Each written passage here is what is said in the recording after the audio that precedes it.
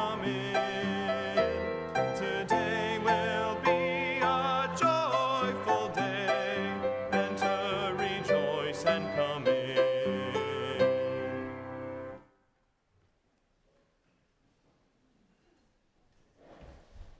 Good morning. Welcome to the Unitarian Universalist Society. We are grateful to gather on this beautiful morning, both in person and online, for a time of inspiration, reflection, and connection. Whether you join us today with joy in your heart, or weighted with burdens, or searching for meaningful connections, we are glad that you're here. My name is Bridget Laflin. I am the Ministerial Intern here at UUS. My pronouns are she, her. I am a short, fat, middle-aged woman with long brown hair and glasses, wearing a dark pink blouse, standing in UUS's pulpit in front of our sanctuary. The sanctuary and adjoining commons are filling with people of all ages, and through the window walls of our sanctuary, we connect to the natural world around us, where it is a beautiful sunny spring day. As we gather, we give thanks for all who have cared for this land over the centuries, particularly the Kickapoo, the Iowa, the Sauk, and the Meskwaki, and the Oshati-Shakawan nations. I would also like to take a moment to welcome back our minister from her sabbatical, Reverend Diana.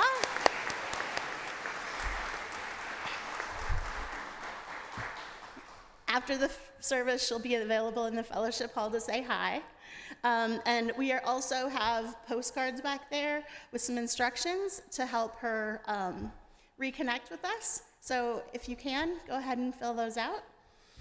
And I just want to say this does not mean this is my last day. A lot of people have wondered that. I'm here through May 18th.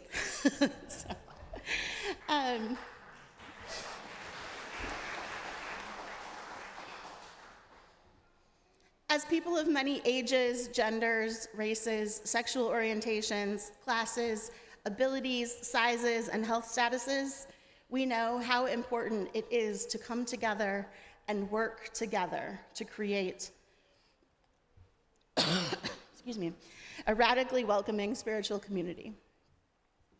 As Unitarian Universalists, our faith expresses our core value of love through how we agree to be together and support each other. We are guided by shared principles, sources, and values of our living tradition. This morning, we will explore our shared values of generosity and interdependence as we discuss abundance. If doing something with your hands during worship helps you, we invite you to visit the soul work table outside of the sanctuary doors and pick up something to work on. If you're newer to our congregation, we invite you to learn more about us after the service. For those here in person, you can talk to a greeter in the atrium. And for those of you online, there's a link to a visitor form in the YouTube notes that will let us connect with you.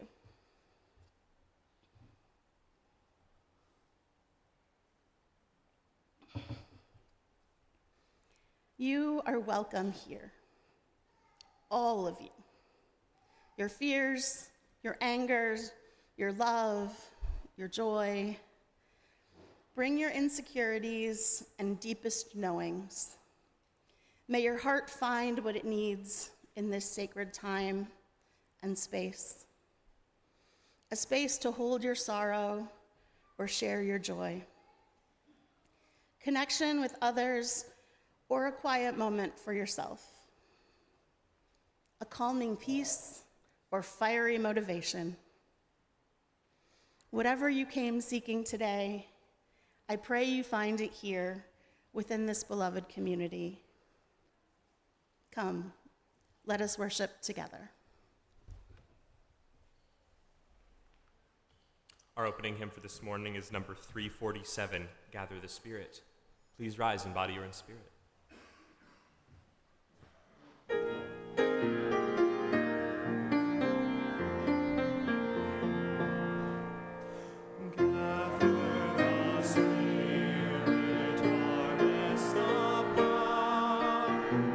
Separate fires will kindle on flame.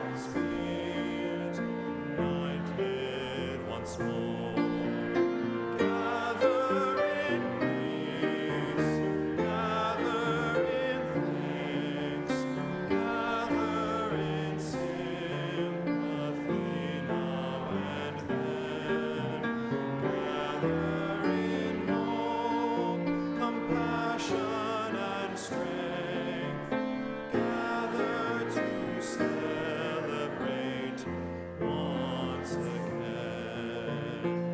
Gather the Spirit growing in all, gone by the moon and fed by the sun.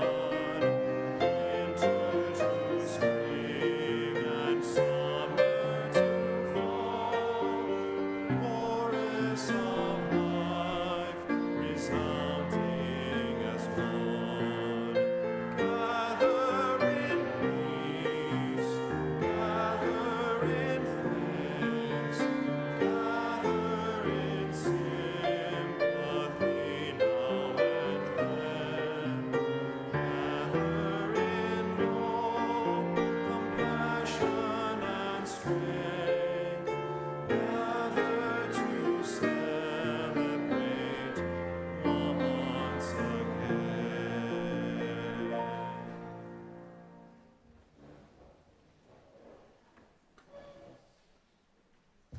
Good morning.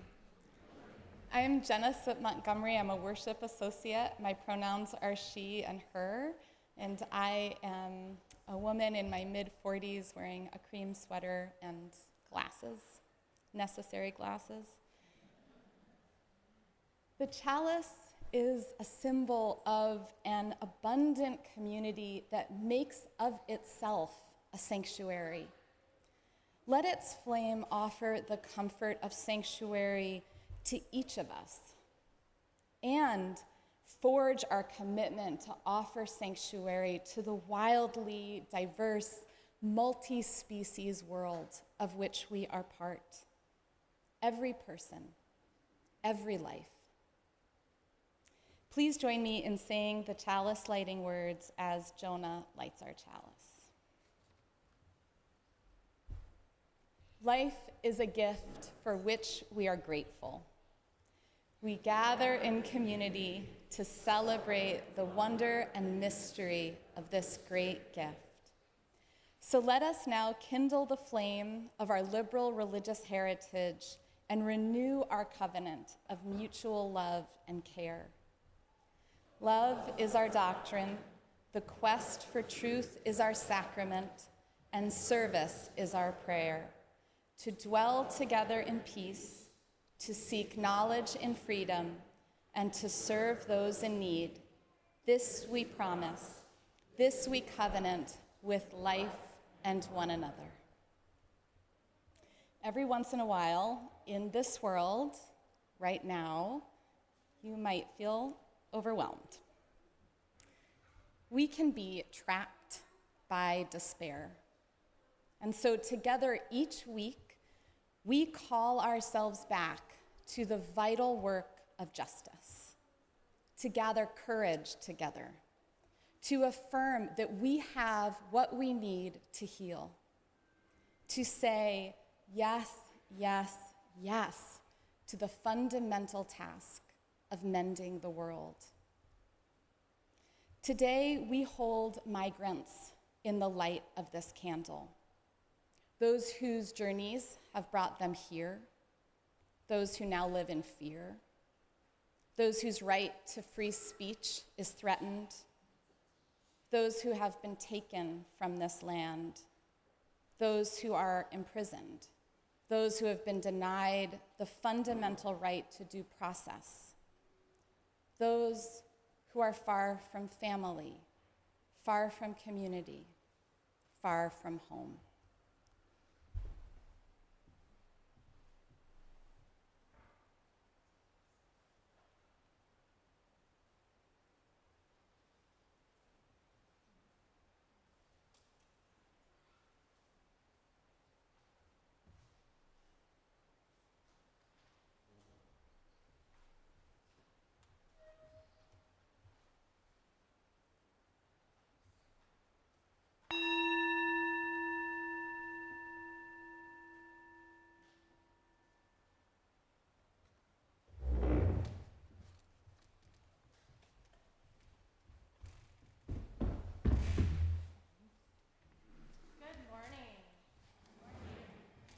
My name is Nick Kaplan. My pronouns are they, them, and I am the grateful director of Lifespan Religious Education here at UUS. I'm sitting today, thank you, Bridget, because, and my hair is pulled back in a way you normally don't see on a Sunday, because the past 2 nights I have been here with 40 people for a high school youth conference. So, thank you. We've had a great time, but if you're wondering if you've been here before and you're like, this doesn't seem right, I just wanted to fill you in. Our book today is Ordinary Mary's Extraordinary Deed. And we're going to have slides up, but if anyone wants to come closer, or come in from the commons so that you can see the pictures, I have lots of cushions up here in front of me, and you could come see the pictures for our story. It's a nice long one, so get comfortable. So this is Ordinary Mary's Extraordinary Deed. It was written by Emily Pearson and illustrated by Fumi Kosaka.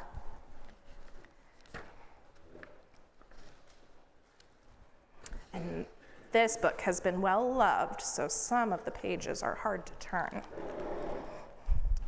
Ordinary Mary was so very ordinary that you'd never guess she could change the world. This ordinary kid, she did. She changed the world. One ordinary day, skipping on her way from her ordinary school to her ordinary house, she passed an ordinary vacant lot filled with ordinary bushes growing ordinary berries. Ordinary, blue and juicy, luscious, lovely berries. Well, Ordinary Mary picked the ordinary berries and brought them in a big brown bowl to Mrs. Bishop's porch. What? Left berries in a big brown bowl on Mrs. Bishop's porch? That sneaky kid, she sure did. This made Mrs. Bishop very, very happy. So she baked a big batch of blueberry muffins and thought of 5 people who might have brought those beautiful berries. Then she secretly gave each a plate. How great! 5 got a plate. One of those 5 was her paper boy, Billy Parker. And when Billy saw his name on a note in the driveway on a plate, he quickly parked his bike and ate every crumb. Oh, yum, yum, yum, he ate every crumb. This made him so glad that the next 5 people got their papers on the porch and not in the bushes where he often threw them. In fact, they were handed right to them. One of those 5 was Mr. Stevens, who was so amazed that he smiled for 10 hours on the airplane, then said to 5 people who had heavy bags, "Here, let me help you." He still smiled, and they did too. One of those 5 was Maria, whose cranky little boy, James, stopped crying when Mr. Stevens played peekaboo with him until their ride came. When he waved goodbye, Maria exclaimed, "How strange that a stranger would be so sweet." And the next day, when she was out shopping, once, twice, 5 5 times. She did something nice for 5 different people. 5 times without stopping. One of those 5 was Joseph, old and bent and gray, in front of her in line at the produce stand. When he said, "I guess I counted wrong. I don't really need these oranges," little James reached out to him with an orange from their basket, and Maria put a coin in Joseph's hand and said, "Here, take this. The oranges are on us." As Joseph shuffled to the bus, his heart was full, and his eyes were wet, and his hands did helpful things for the next 5 people he met. One of those 5 was Sarah, a college girl who was off to see the world and stopped at Joseph's shop. When her bag broke and her things fell all over the floor, she said, "Oh, what will I do?" Joseph said, "This is for you." And he gave her a new bag woven with his own hands in red and purple and green. "Oh, thank you," she said. "It's the loveliest bag I've ever seen." When Sarah left, she felt sunny as noon, and she just had to shine on 5 people soon.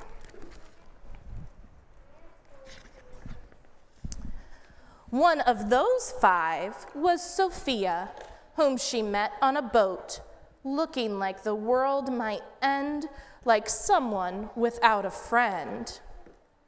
"What beautiful blue eyes you have," Sarah said, "and they're just the color of the flowers in your lovely dress." "Yes?" said Sophia. "Oh, yes," said Sarah. The beautiful blue eyes shed a happy tear, and when the boat trip was through, Sophia called 5 people to make them happy too. One of those 5 was Tom, her son, the doctor, who was having a very hard day. "Hi," she said. "I love you, Tom." "Well, how great to hear your voice," he sighed. "I always need my mom." Dr. Tom was so cheered up that on his next break, he brought a big bunch of bright balloons for 5 young patients, and he handed them out right then and there. One of those 5 was Peter, a little boy who went home from the hospital that very day.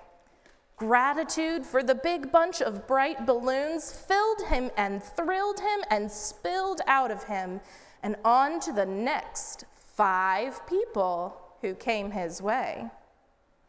One of those 5 was Eric, a teenage boy whose sacks and such were way too much. When one dropped on the sidewalk, Peter stopped his play and rushed right over, saying, "Super Wheels to the rescue!" Well, Eric, no longer stressed, was very impressed and made a mental note that very afternoon to help 5 people and to do it soon.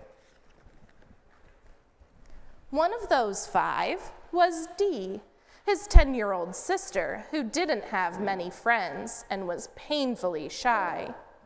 When Eric said, "Hey sis, want to come to the park and learn how to ride my skateboard?" she looked at him wide-eyed. "Serious?" she cried. "Sure," he said. And because of her brother, Dee decided maybe she could be a friend to 5 others. One of those 5 was Louise, a homeless woman who lived under the trees. She could hardly believe her ears when she heard Dee say, "May my brother and I buy you a hot dog and a drink at that stand over there?" Could it be true? Someone actually cared enough to give her food and a smiley-faced ring that was practically new. Louise was so pleased that she decided, even though she had nothing, she would find 5 others and give them something. One of those 5 was Mr. Taylor, who lost his wallet in the park. Louise found it full of 5s and 10s and 20s. Oh, what she could do with all that money. But she found his name and called his home, and over he came. He was so impressed that she was honest in spite of being poor that he offered her a job in his store and vowed to do something generous for 5 people or more. One of those 5 was Kate, a woman on vacation who wanted to see a show she'd heard was a sensation. "Oh no," she said, "it's sold out? But I'm going home tomorrow," and her face was filled with sorrow. Mr. Taylor held out his ticket.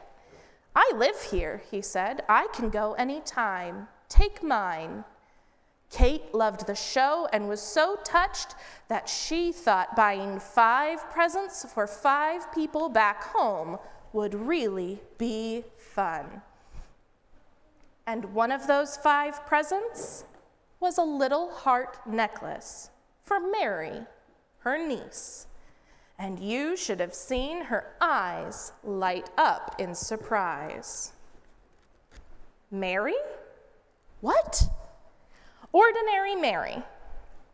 Yes, Ordinary Mary's extraordinary deed had come full circle, and on its way, it had changed the lives of every person living.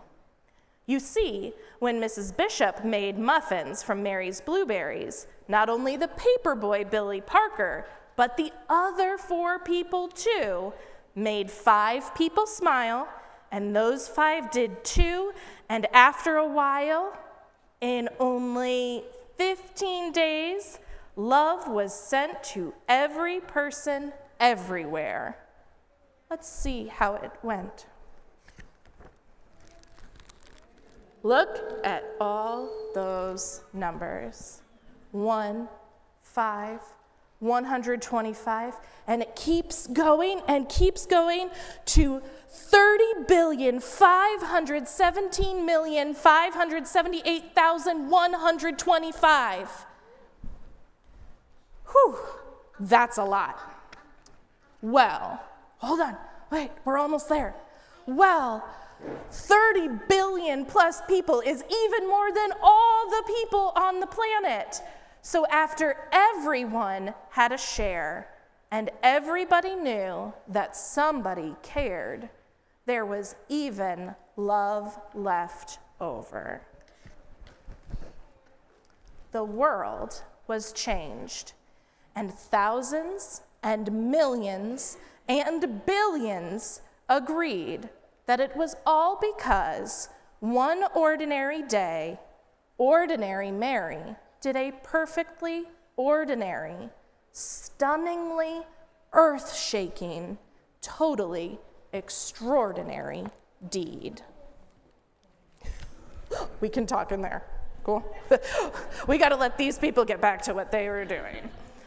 All right, but we'll talk. All right, hold on.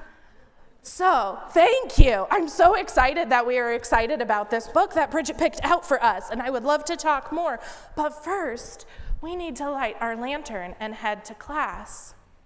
So, this is the time, thank you, Bridget. This is the time in our service where any children and youth and teachers who are going to religious education classes come forward and we light our lantern from our chalice and take it with us to class. Today's classes are both going outside. So, adults, when you are ready to find your families, you will go out this side and we will be out there together at the end of service. Hold on, wait, we gotta light our lantern. Wait, and Andrew is gonna lead us in song as Alex guides us out to class.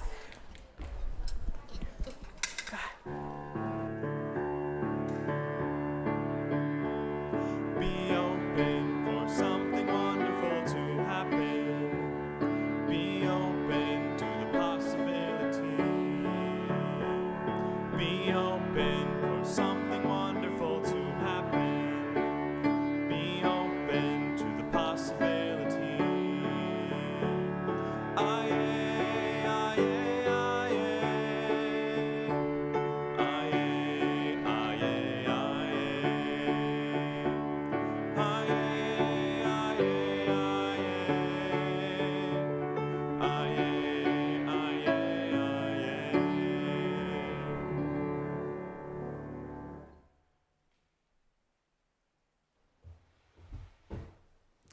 Today we are very excited to welcome Ramin Rashendel, our first artist in residence. Ramin is a composer and sitar player whose compositions have been performed by notable ensembles, including the University of Iowa Center for New Music Ensemble and the Jack Quartet. His works have also been featured in festivals such as the Society for Electroacoustic Music in the United States and the NYC Electroacoustic Improvisation Summit. I am personally especially pleased to have the honor of introducing Ramin because he and I are collaborating as part of an interdisciplinary, site-specific performance, multimedia performance called The Meandering River. This meandering, participatory event will invite people into a deeper relationship with the Iowa River and its watersheds. Our first performance will be May 18th at 6 p.m., and there are flyers outside with information to get tickets if you'd like one. Tickets are free, but we have limited headsets. Our first Artist in Residence events include a workshop and a concert. The workshop will take place today at 11:30 in the sanctuary, and we invite everyone who is interested, no musical skill required. During the workshop, we'll make music together with a Persian influence and present it next Sunday during the service. The concert, also next Sunday at 4 p.m., will feature Ramin's sitar playing. All events are free and open to everyone. So please join me in welcoming Ramin Rashendel.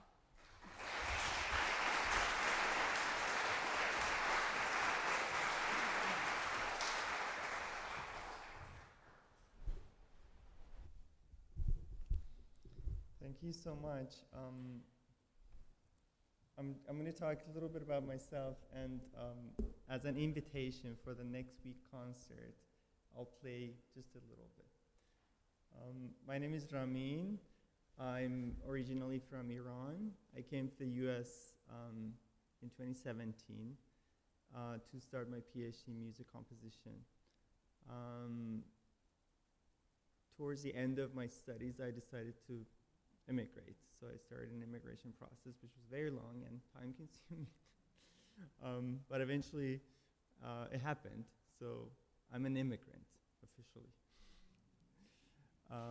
Thank you.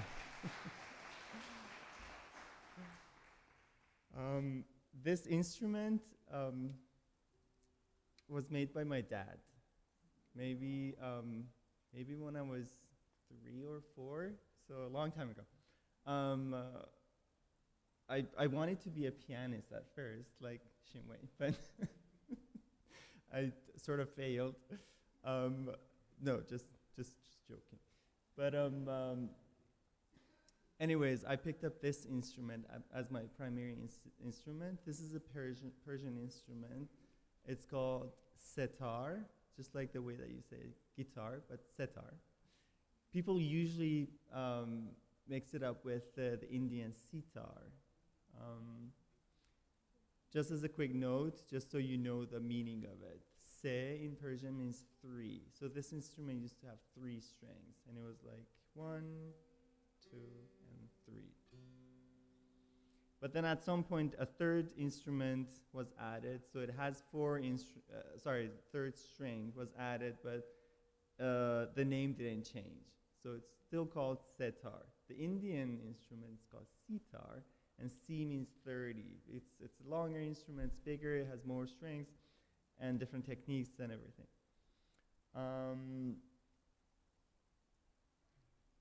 I am a composer. I call myself a sitar improviser. So these are the things that I'd like to go by. I'm going to play just a tiny bit, again, as an invitation to the next week concert. So I think it's going to happen around the same time during the service. Or maybe later, 4 p.m., yes.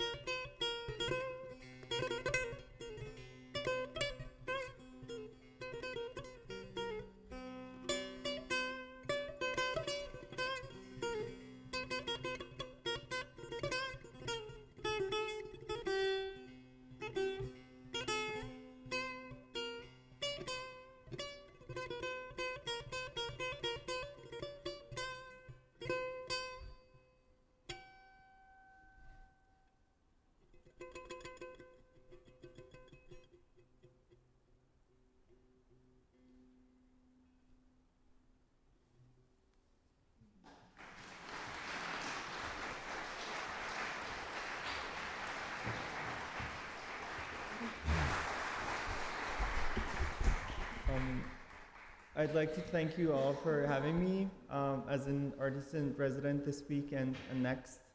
I'm very excited to be here and very excited to share my music with you all. Thank you so much.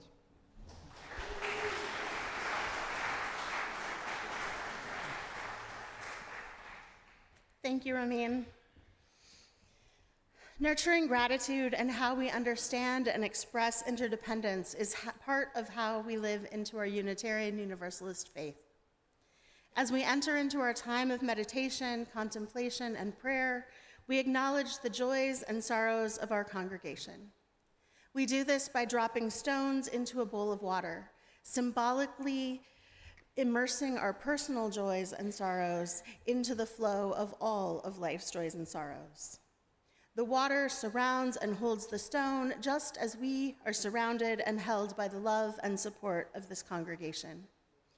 For those who would like to share their joys and sorrows in conversation in a smaller venue, the Pastoral Care Associates will be leading a compassionate connection circle in the Walnut Room over there, immediately after today's worship service. These circles, which happen on the second and fourth Sundays, are opportunities to share with and support each other in our lives' journeys. If you're participating in our service from elsewhere, you may wish to meditatively hold a stone, wash your hands, or meditate on an object near you. And now, if you're in the sanctuary and feel called to do so, please come forward, take a stone from the basket, and place your stone in the water as we sing together.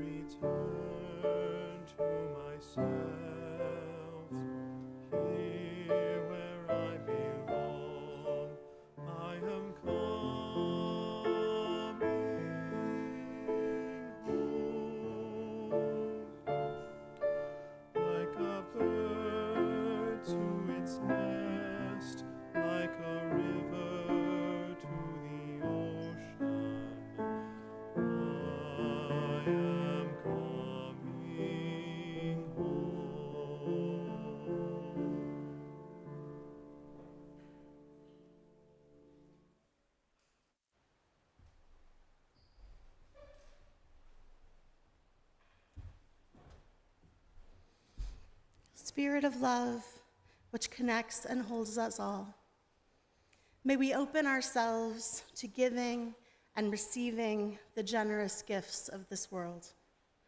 May we slow down enough to witness the beauty of the earth. May we appreciate the abundance in our lives with deep gratitude. May we find contentment, not in the things we have, but in the relationships we share. May we be willing to provide help in the ways that we can and receive help when we need it. May we honor our connections to other people and to the more than human world. May our faith be stronger than the fear that permeates this world. And may our souls find rest in the love we share. Amen, and blessed be.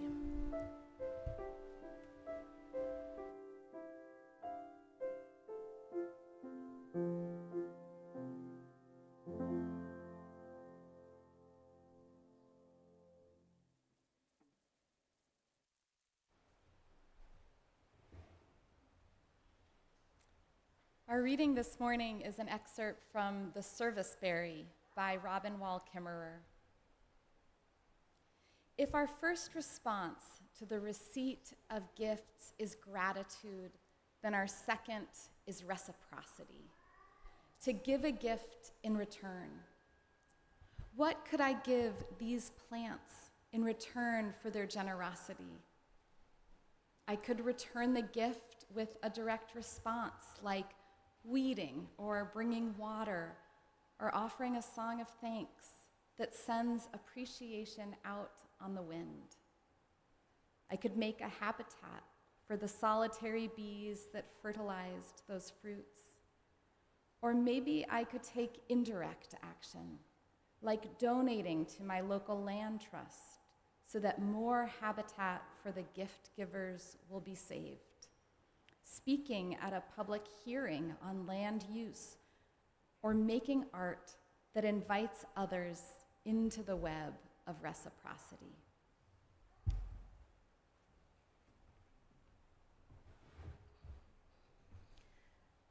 When I started my internship here at UUS, one of my goals was to learn more about how finances of the congregation work. Yeah, exciting stuff, yeah. But it was a great year to learn about all things money. The endowment is being restructured, the budgeting process changed, and the mortgage is being refinanced. So all kinds of stuff to learn. But as I watched and asked questions and gave some suggestions, I learned a lot, and I got to thinking and reading about the economy in general and how money was created and what it does and does not do in the world. And I realized that money is just a story that we've all agreed on. It doesn't have it's just some paper or some bytes in a computer that has value because we say it does. Our current world economy is based on what Charles Eisenstein, the author of Sacred Economics, calls the myth of separation. It is a story in which individuals come first, competitors, isolated. It is a story where more for you means less for me, and we must earn our worth and protect the things we have. In this story of separation, generosity becomes risky, maybe even dangerous. What if I give and don't receive? What if someone takes advantage of me? What if I run out? Success in this story means that I have more money, more stuff, and use more resources. And it seems that the more money and stuff that we have, the more frightened we are that we will lose it. So we tend to hoard more of it. A large 2002 survey by the Independent Sector, a nonprofit research organization, found that Americans making less than $25,000 per year gave an average of 4.2% of their income to charity, whereas people who made more than $100,000 per year only gave 2.7%. Another study by Paul Piff, a social psychologist, found that when people were given money to anonymously split between themselves and a partner who would never know their identity, their generosity correlated inversely to their economic status. So the more money someone had, the less likely they were to share that wealth with others. Which makes sense, I guess, because a person doesn't get to be rich by giving away money. But what if there's a different story? What if we imagine a different world together? What if rather than basing our economy on the idea of scarcity and separation, we chose to ground our economy in abundance and generosity? What if, rather than believing in the myth of separation, we chose to focus on the reality of our interdependence? As Unitarian Universalists, we believe in the interdependent web of all existence of which we are a part. The value of interdependence is arguably the most fundamental value that we profess because our other values stem from it. After all, if we truly accept that we are interdependent, we must act with justice and equity and generosity. In her book, The Serviceberry, Robin Wall Kimmerer writes about the serviceberry tree, which produces a multitude of berries in the early summer. These trees give their berries generously to any person or creature who is hungry. The trees don't charge. They don't require anything from the creatures that consume their berries. They just offer these berries as a gift, year after year. She writes, "The berry is not an object, but a relationship, a being who offers its gifts freely without accounting, so long as we do our part to care for it in return." The economy of the serviceberry is an example of what Robin Wall Kimmerer and Eisenstein call the gift economy. It is an economy rooted in abundance, an understanding that the earth gives freely and that we are not just consumers in this world, but participants in it. When we see the serviceberry not as a product, but as a fellow being which shares the earth with us, we are reminded that generosity is not about giving things away. Generosity is about staying in relationship with each other, with the earth, and with all of the life that flows through our world. All over the world, gift economies once existed in almost every culture. In these economies, people gave freely and shared their wealth because that is what community is. The success of the community was the success of the individual. Rather than the mindset of more for you means less for me, it was understood that when my neighbor thrives, so do I. When we recognize that we truly are interdependent, we cannot gain individual wealth while our neighbor suffers from poverty. Because when you suffer, I suffer. Only when your needs are met can mine be. We are in this together. Eisenstein writes, "In a gift economy, the more you give, the richer you are. The more you hoard, the poorer." Can you imagine that world? One in which we truly all take care of one another, where our story is driven by love and generosity rather than fear and scarcity. One that recognizes that there are enough resources for all of us, if only we are willing to share them. A world in which it is not shameful to accept things that we didn't earn. A world in which we take care of one another regardless of a person's ability to be productive. Where everyone deserves a fair share of our community's resources simply because they are alive and a part of the interdependent web of our existence. Can you imagine? So how could we shift this story? How can we live into a story based on generosity and abundance and love and faith? First, I suggest that we see relationships instead of transactions. Ask yourself, what is the connection here? Don't ask, what can I get? But rather, how can I strengthen that connection? Second, trust that there is enough. For example, food scarcity is a product of our culture, not of the earth's capacity to support us. It would require a radical shift in how we see and utilize the earth, as well as how we spend our time, if we want to feed everyone. We would need to turn those lawns on some of the most fertile land in the country into gardens, significantly reduce waste, and eat mostly what is produced locally, which would limit the variety of foods we eat. But research has shown that the earth can provide plenty of food for the world if only we were willing to take only what we need and share with everyone else. Trusting that there is enough means that we stop believing that hoarding is safety, that isolation is strength, and that love must be earned. Third, give as if you are part of the circle of life, because you are. Giving is not about loss. It is about participation in community, in healing, in the sacred web of life.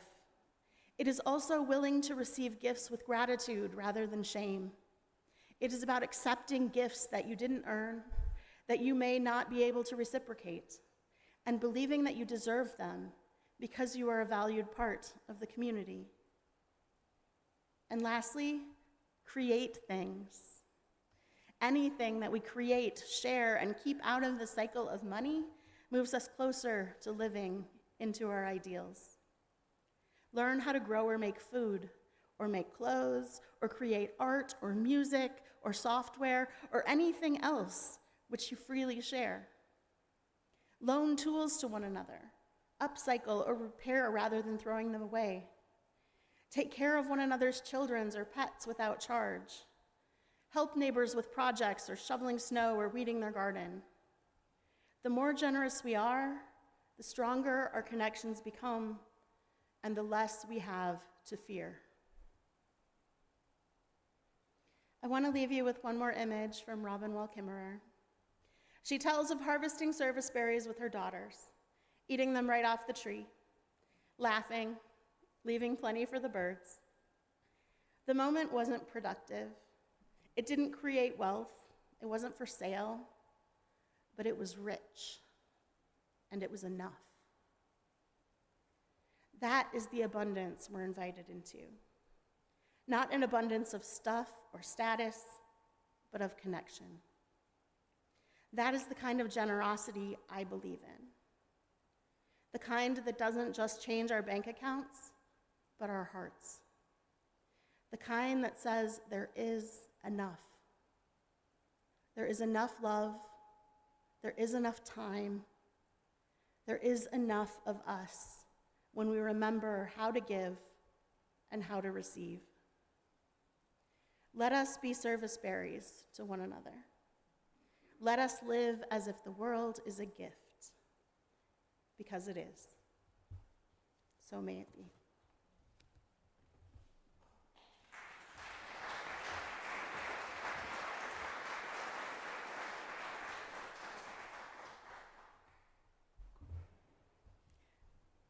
Our congregation is made up of many people and many communities, and we gather in all sorts of ways to help heal our beautiful, broken world.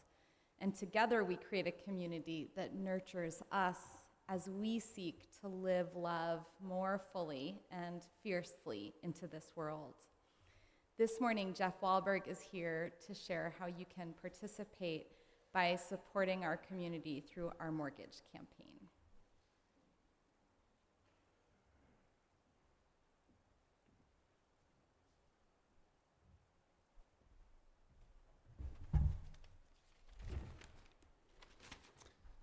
My name is Jeff Wahlberg. I'm a 60-year-old white man, and I use he, him pronouns. Today, I'm wearing a colorful t-shirt with flowers, birds, and butterflies emerging from a National Park Service hat. Below the hat are words that were emphasized by Effigy Mound's park ranger Brian Gibbs in a heartfelt message that he wrote after losing his job very unexpectedly to Elon Musk. So here's the shirt. So I'm here today to share some good news about, well, let me say real quickly, I think that, sorry, skipped a sentence. So the words below the hat say simply gratitude, reciprocity, and abundance. And I didn't realize this, but I think he probably was inspired by the book Serviceberry with those particular words about how he sees what we owe to each other in a democratic society that he doesn't feel is happening right now, let's say. So I'm here today to share some good news about the abundance being shared by members of the congregation. Earlier this month, we launched a campaign to raise $350,000 from members and friends. And that amount sort of came about after some initial discussions with the feasibility committee that found that there was a significant interest from the people they spoke to in doing something about the debt we owe to the banks. So the money that we raise will be used to reduce our large mortgage, which must be renewed in November at rates that are about double of what we were given 5 years ago. So in this time of economic turmoil and anxiety, this particular timing for this campaign was probably not super optimal. But I'm happy to report the good news that UUS members have already contributed almost $300,000.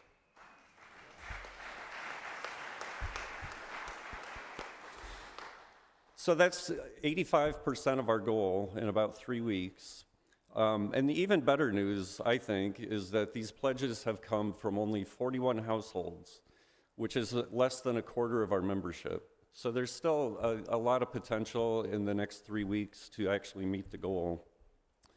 And we may even be in a position to completely retire the mortgage if we meet or exceed the goal, which would put us in a real position of gaining financial freedom and being in a position as a community to act in the kind of abundance that we've been talking about in the service, rather than paying a whole lot of money in bank interest, which is not exactly the way we would probably choose to be abundant. So after the service today, I and a few others will be available in the conference room. We were going to start at 11:30. I think we'll probably start maybe at 11:10 so that folks can attend the music workshop. So it's going to be very informal. If you have questions about the campaign, if you'd like a handout that's got more information, a form that you can easily fill out, leave in the mailbox, donate online, we'll have all that. And so thank you for the gifts that you've already made or that you may be considering.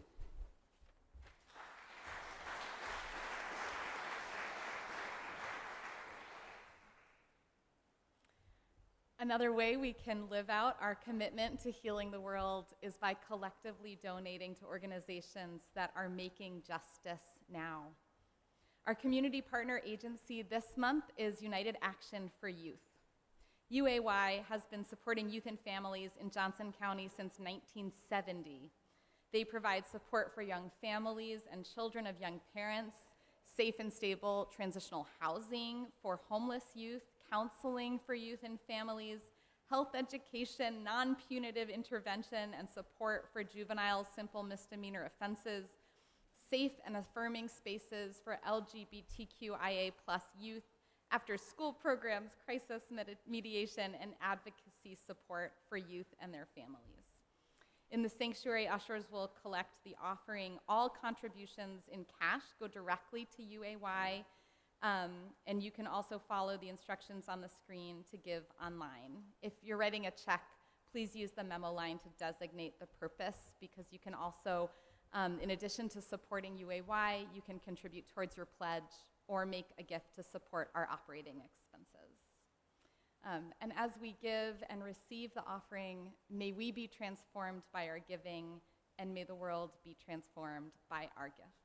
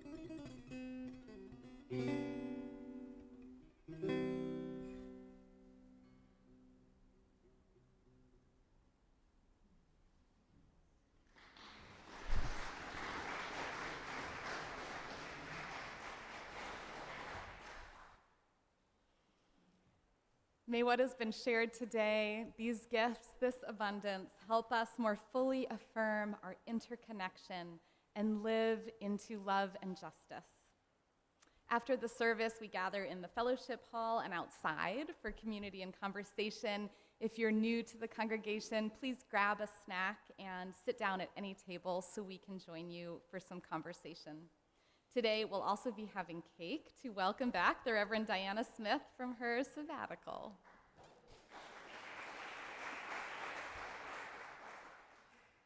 For those who'd like to share their joys or sorrows in a smaller venue, the Pastoral Care Associates will be leading a Compassionate Connection Circle in the Walnut Room. And because of the tremendous abundance of our service, we're going to skip our closing hymn because we're running a little long. So please join me in the words to extinguish our chalice.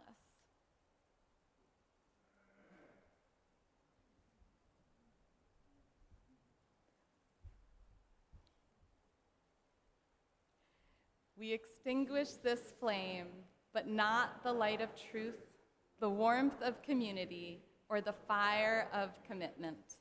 All these we carry in our hearts and in our minds until we are together again.